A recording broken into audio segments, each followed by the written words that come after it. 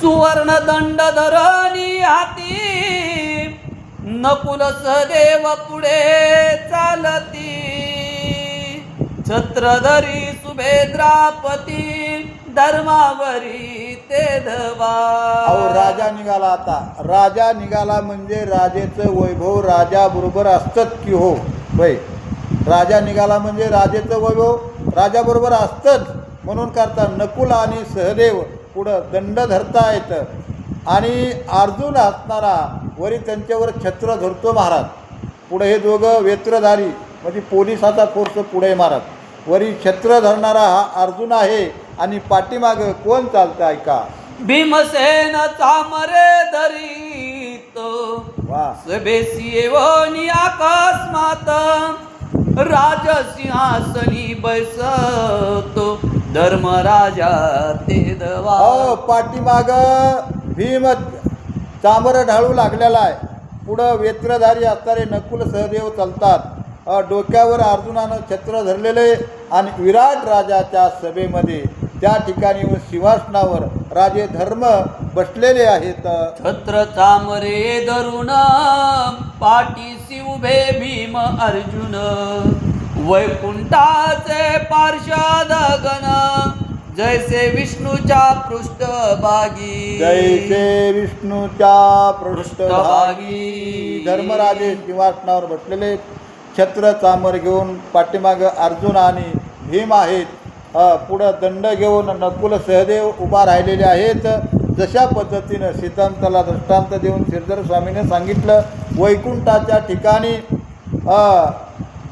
विष्णू भगवंताचे जसे त्या ठिकाणी जय विजय असणारे द्वारपाळ दोन्ही बाजूनं उभा राहावेत, मागे पुढे जसे उभा राहावेत आणि तशा पद्धतीनं भीम अर्जुन त्या ठिकाणी धर्मराजाच्या दोन्ही बाजूनं उभे आहेत. जय विजय अभिनव तेवी शोभले नकुल सहदेव की ते पंचायतन पूर्व विराट भाग्य प्रगटले.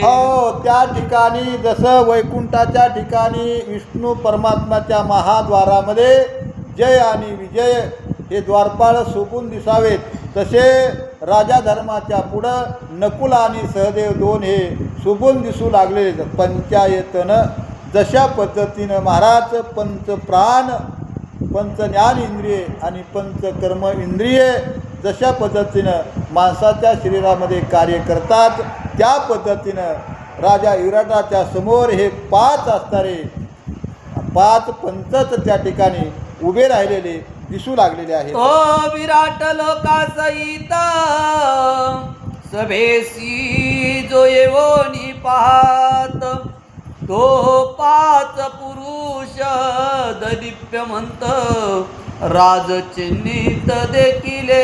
ज्यावेळेस विराट राजे सभेमध्ये आले त्यावेळेस विराट राजानं सभेमध्ये अवलोकन करून बघितलं महाराज हे पाच पांडव त्या ठिकाणी दिसलेले आहेत. पाच पांडव दिसले त्यावेळेस कसे दिसले.